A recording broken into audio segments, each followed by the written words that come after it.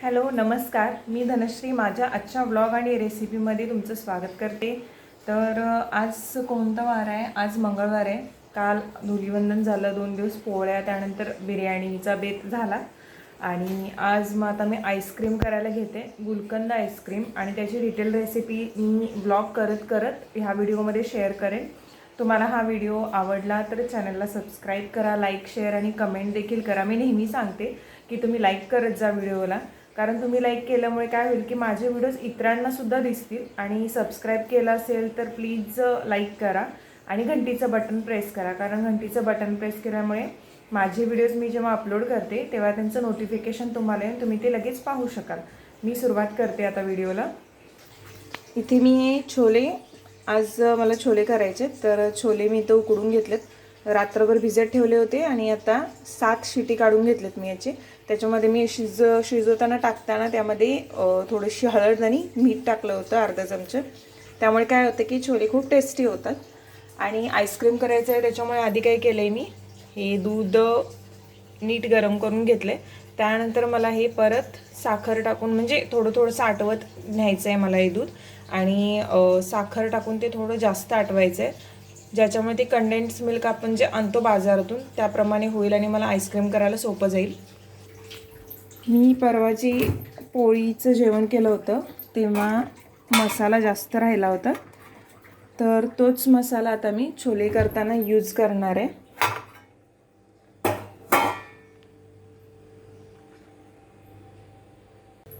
तुम्हाला एक टिप सांगते, जेव्हा आपण छोले वगैरे किंवा कुठल्याही भाज्या करतो तर जसं करीवाल्या भाज्या असतात, म्हणजे ज्यामध्ये जास्त ग्रेव्ही टाईप किंवा अशा गोष्टी आपल्याला पाहिजे असतात आणि ते दिसायला सुद्धा कलरफुल दिसावं असं जर वाटत असेल, तर जेव्हा भाजी करायला किंवा एखादी छोले चणे वगैरे असे जेव्हा करायला घेतो आपण, तेव्हा काय करायचं, तेल तापवायचं। तेल तापल्यानंतर काय करायचं, गॅस बंद करायचा आणि हळद आणि तिखट जेवढं आपण भाजीसाठी वापरणार आहोत तेवढं आधीच टाकायचं, आणि नंतर गॅस सुरू करून मग त्यामध्ये जो आपण मसाला वाटून घेतलेला असतो तो घालून शिजवून घ्यायचा। त्यामुळे होतं काय, तर्री खूप चांगली येते आणि कलरसुद्धा खूप भाजीला चांगला येतो। मी आता करून दाखवते, तुम्ही बघा।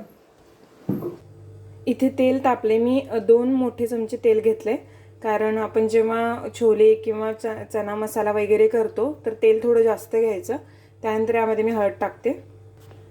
तेल तापल्यानंतर काय करायचं, गॅस बंद करून घ्यायचा आणि त्यानंतर हळद आणि तिखट मी जसं सांगितलंय तसं टाकायचं। इथे मी हे हळद टाकलंय आणि हे तिखटसुद्धा टाकते।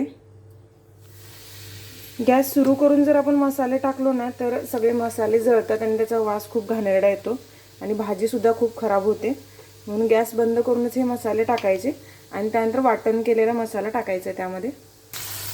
मी हा वाटण जे होतं तो मसाला टाकला। मी गॅस अजूनही सुरू केलेला नाही आहे, कारण गॅस सुरू करायची अजून तरी गरज वाटत नाही। जेव्हा मसाला पूर्ण मिक्स करेन मी त्यानंतर गॅस चालू करेन, कारण तेल व्यवस्थित तापलेलं असल्यामुळे काय होतं, मसाला जेव्हा टाकतो तेव्हा ते मसाले लगेच जळून येतात, म्हणून मी अशा मसाला मिक्स केल्यानंतरच गॅस सुरू करते। अशा प्रकारे व्यवस्थित मिक्स झाल्यानंतर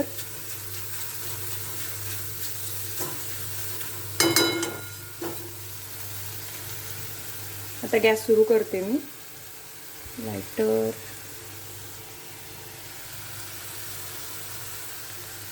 आणि मसाला व्यवस्थित मिक्स करून घ्यायचा। यामध्ये मी हळद आणि तिखट आधीच टाकलंय आणि आता मीठसुद्धा टाकायचं जेवढं भाजीला लागतंय तेवढं। आधीच आपण जेव्हा हे जे चणे आहेत हे जे शिजवायला घेतो आपण तेव्हाच त्याच्यामध्ये मीठ टाकतो, त्यामुळे प्रमाणात मीठ टाकायचं आहे।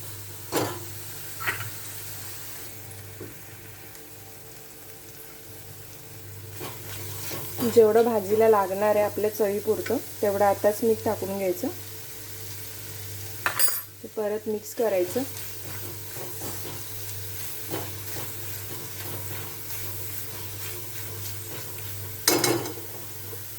त्यानंतर एक 30 सेकंडसाठी झाकण झाकायचं। इथे मी फक्त 30 सेकंड हे झाकण झाकते, मसाला एक 30 सेकंडसाठी शिजू देत। मी ज्या टिप्स देते स्वयंपाक करताना किंवा ज्या गोष्टी सांगते त्या मी स्वतः अनुभवलेल्या असतात, कारण मी काही एवढी शेफ नाही आहे. पण मला लग्नानंतरही स्वयंपाक एवढा काही जमत नव्हता. लग्नानंतर 2 वर्ष तरी मला स्वयंपाक व्यवस्थित येत नव्हता. मला चपात्या अजिबात येत नव्हत्या. मला माझ्या सासूबाईंनी चपात्या शिकवल्या आणि नॉनव्हेज तरी मी हातसुद्धा लावत नव्हते, ते पण त्यांनी शिकवलं. आणि आत्ता मी करते, सगळं व्यवस्थित करते. असं म्हणत नाही की एकदम उत्तम जमतं, पण मी जे अनुभव घेते दररोज स्वयंपाक करताना ज्यामुळे जेवण टेस्टी होतं त्या टिप्स मी नेहमी शेअर करते. तर आत्ता जो चना मसाल्याचं मी सांगते ते तुम्ही नक्की करून बघा, कारण खूप छान होतो आणि रेस्टॉरंट टाईप होतो. जर तो वाटण मी आता जे टाकलं आहे ते जर नसेल, म्हणजे मी ऑलरेडी होतं वाटण म्हणून ते टाकलं, जर नसेल तर फक्त जेव्हा आपण 1/2 किलो चणे घेतो त्याच्यासाठी 1 टोमॅटो आणि 2 कांदे कच्चे मिक्सरला लावून त्याचं वाटण फक्त टाकायचं.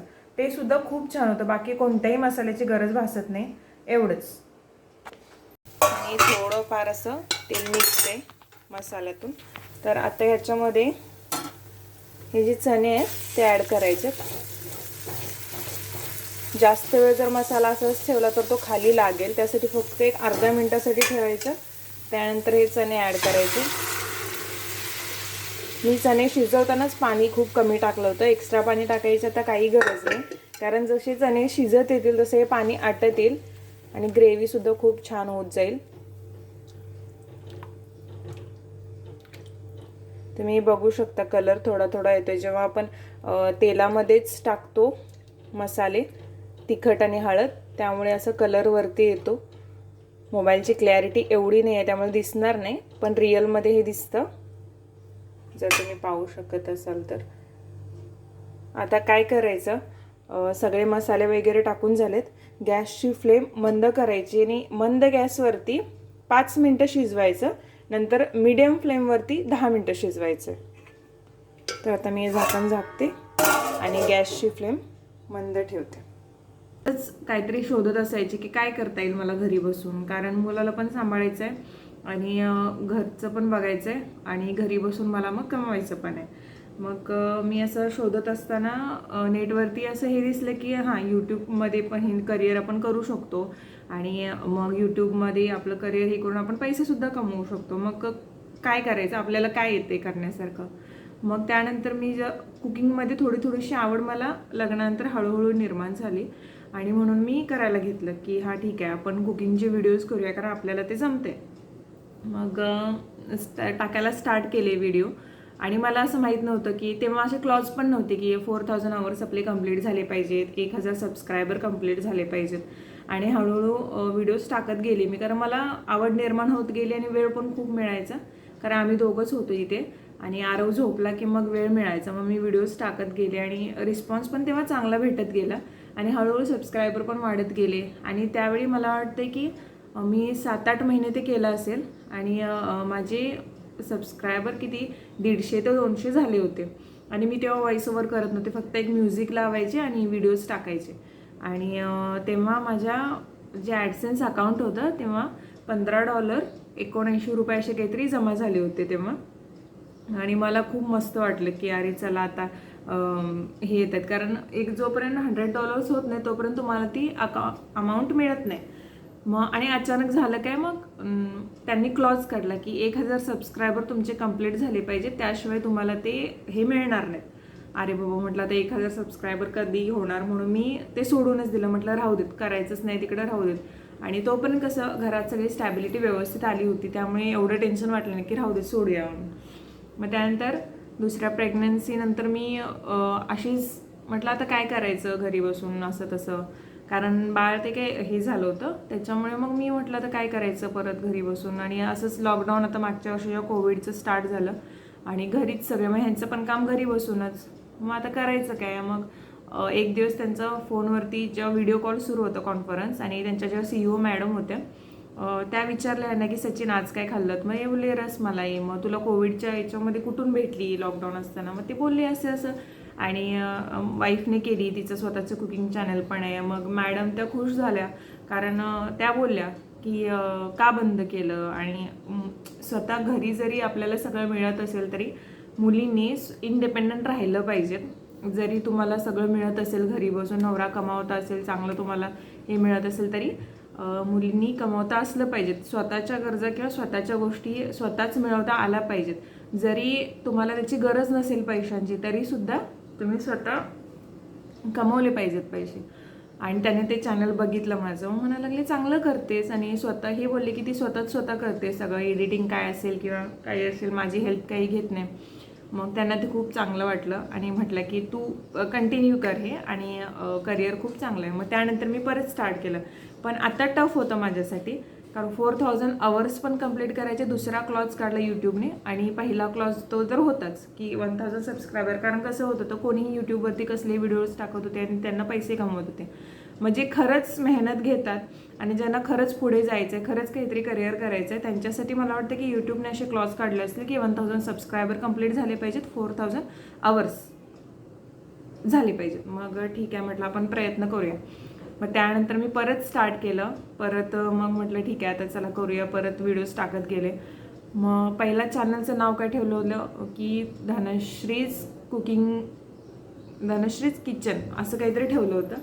मग त्यानंतर ते किचनचं फक्त कुकिंगचंच टाकत होते मी व्हिडिओज. त्यानंतर मग मला त्यांनी सजेस्ट केलं की तुला जर तुझे व्ह्यूज आणि अवर्स वाढवायचे असतील तर एक्स्ट्रा अजून काहीतरी टाकत जा, किंवा कुकिंग करताना व्लॉग वगैरे, किंवा तुला ज्या अजून गोष्टी जमतात की मिक्स अँड मॅच कुठलेही ड्रेसेस वगैरे करतेस, किंवा एखाद्या गोष्टी ही गोष्ट कशी ही यूज करायची, किंवा तुला जर काही बोलायचं असेल तर त्यासुद्धा गोष्टी शेअर करत जा. कारण लोकांचा इंटरेस्ट कशात असेल सांगता येत नाही. त्यामुळे मग मी ठीक आहे म्हटलं. मी त्यानंतर व्लॉग्स आणि मग मी जेव्हा गावी जायचे किंवा काही बाहेर जायचे त्याचे व्हिडिओज पण शेअर करायला लागले. मग म्हटलं धनश्रीज किचन असं ठेवून उपयोग होणार नाही. मग मी त्यानंतर काय केलं, माझंच नाव ठेवलं धनश्री पवार म्हणून. मग तरी पण कुठेतरी वाटायला लागले की नाही, काहीतरी अजून वेगळं पाहिजे. मग त्यानंतर कोल्हापूरकर धनश्री पवार असं ठेवलं. मग ते खूप मोठं वाटायला लागलं. आणि आपण जेव्हा एखादी गोष्ट किंवा एखाद्या चॅनलवरती जातो तेव्हा ते नाव जरा अट्रॅक्टिव्ह वाटलं पाहिजे.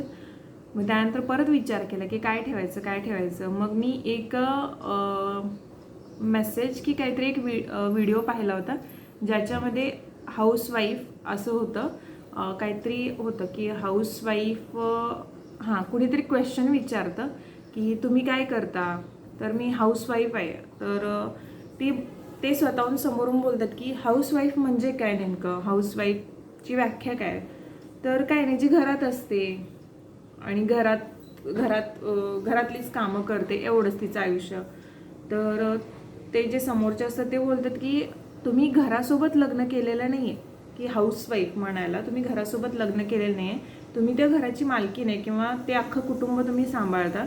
तुम्ही तुमचं करिअर पण म्हणजे करायचं सोडून तुम्ही घरचं सगळं बघता, घरातली माणसं जी बाहेर जातात त्यांचं बघता. 1 मिनिट, कुकरची शिट्टी होते.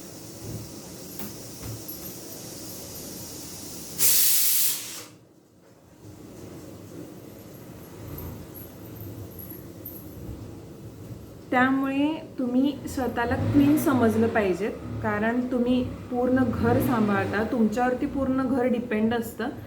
तुमची चिडचिड होते, सगळ्या गोष्टी तुम्ही सांभाळून घेऊन करता, तर तुम्ही स्वतःला क्वीन समजलं पाहिजे.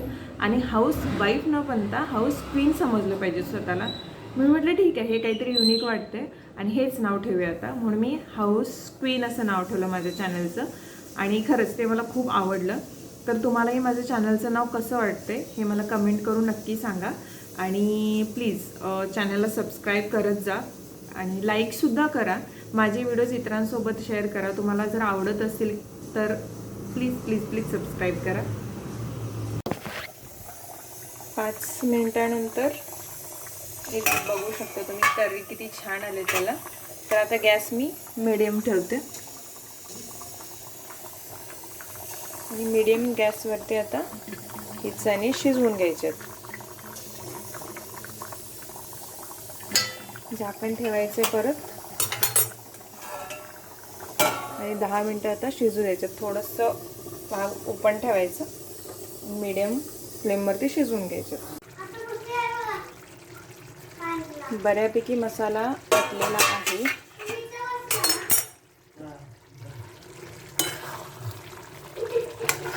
फक्त 10 मिनिटं लागतात मसाला आटायला. आणि ग्रेव्ही अशी दाट व्हायला. ज्यांना जास्त ग्रेव्ही असेल त्यांनी जास्त लगेच एक 5 मिनटामध्ये बंद करू शकता. मी पहिले 5 मिनटं मंद गॅसवरती ठेवले आणि नंतरचे 10 मिनटं हाय फ्लेमवरती ठेवले. तर आता मी गॅस बंद करते आणि वरून कोथिंबीर टाकते. तर इथे मस्त चना मसाला तयार आहे. हे सकाळी मी कंडेन्स मिल्क करून ठेवलं होतं. अर्धा लिटर दुधामध्ये अर्धी वाटी साखर टाकली होती आणि हे दिवसभर फ्रीजमध्ये ठेवलं होतं. हे एवढं कंडेन्स मिल्क याचं तयार झालं आहे.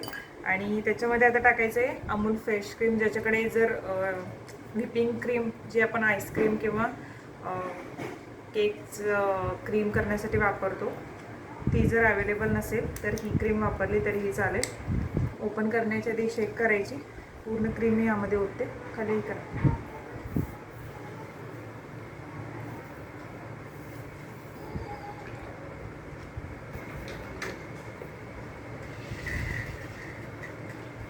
नंतर हे मिक्स करायचं.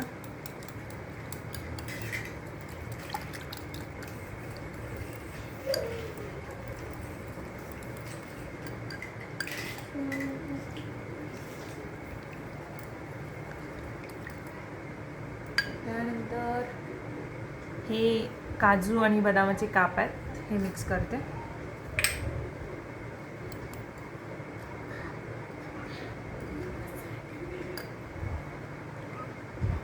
आणि त्यानंतर हा गुलकंद आहे. हे बाजारात कुठेही सहज मिळतं. तर हे 1-2 चमचे मी टाकते त्यामध्ये. ठीक आहे.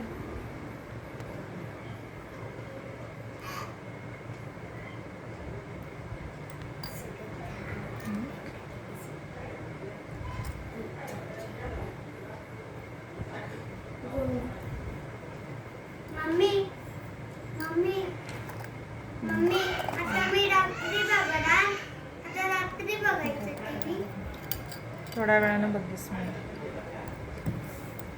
हे परत याच्यामध्ये मिक्स करून घ्यायचं आहे गुलकंद पूर्ण. त्यानंतर हा रोज इसेन्स आणलाय मी. यातले 3-4 ड्रॉप्स टाकायचे फक्त. कोणतरी आलं बंद कर. हे थांब रे.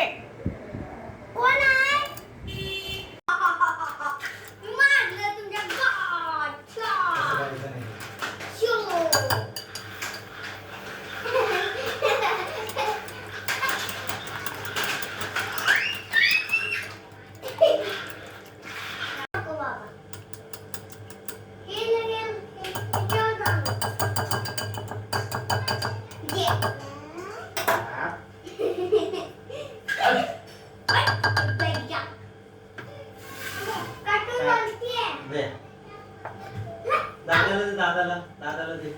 दादा उडवा दे. हे अशी ठेव गाडी. नाही वादळ निकी नाही. त्याला आवडते ते बघायचं. हा वादळ निकी पण बघतो तो.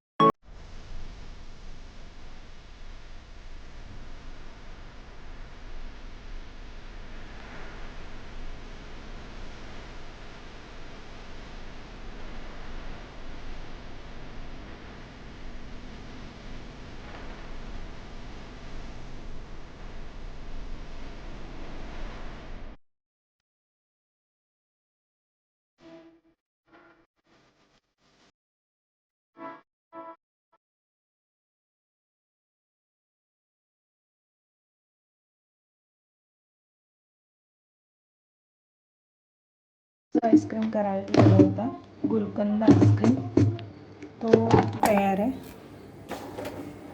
अगदी मस्त सेट झाला.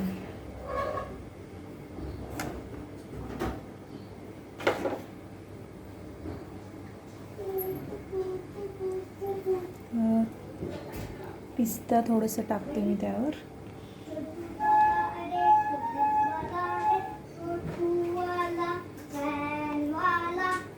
आईस्क्रीम मस्त सेट झालं आहे. याच्यावर तुम्ही पिस्ता टाकलेत आणि केशर पण टाकले.